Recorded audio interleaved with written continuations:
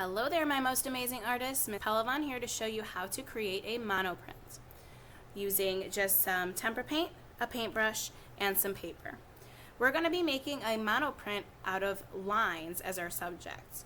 So a monoprint is a type of printmaking that only makes one copy of a picture. Usually when you think of printmaking, you think of like a copy machine where they make a lot of the same picture, maybe in some different colors, but usually the same image. In a monoprint, you only get one chance to do it. So mono means one, and print means copy. So you're making one copy of your image. So here we go. You're going to start by putting some paint on a piece of plexiglass, and my plexiglass is right here. It's clear, so it's hard to see on the video, but you're going to be painting all of this plexiglass with one or many colors you decide. I'm going to put a couple of colors to make it a variety of colors.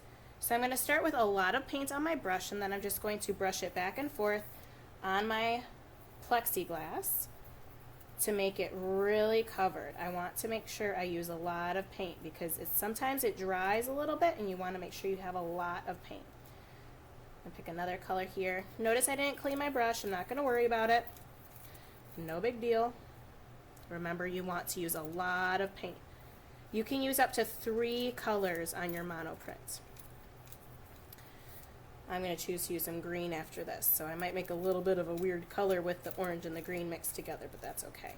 Notice how I'm covering up all of my plexiglass, making sure that I have lots of paint. Usually when you do printmaking, you use ink, but ink is kind of expensive and it gets really messy. So since we're doing this fast, oops, that's okay. It'll look really cool when it's done. I got a little drip there. I'm trying to hurry. Usually when you print, I was saying before, you use ink, and ink is very expensive, kind of like the ink that's in your pen, and we don't want to use too much of it. Now, after I make my paint on my monoprint plexiglass, I'm going to take the other end of my brush, or you can use your finger, to make some lines on the plexiglass, and you can go horizontally or you can go vertically.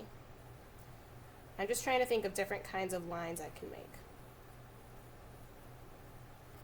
And it's kind of like I'm carving into the ink or paint on my plexiglass, and I can kind of see through it. You can repeat some lines. You can even make some lines that aren't connected. Pardon my cough. You can even make lines going the other way too. You can make lines close together or far apart, but you want to kind of do this quickly because if your paint dries up, you're not going to be able to make your prints. Okay, so now I'm all done and I'm ready to pull my prints. Just going to move my brush over a little bit. And I'm going to need my paper and what's called a brayer. So the first thing I have is my paper. I'm going to make sure my name is on the back, facing up on me. And my name isn't on this paper, so I'm already breaking a rule. And then I'm going to gently rub with my hand to get it all stuck down.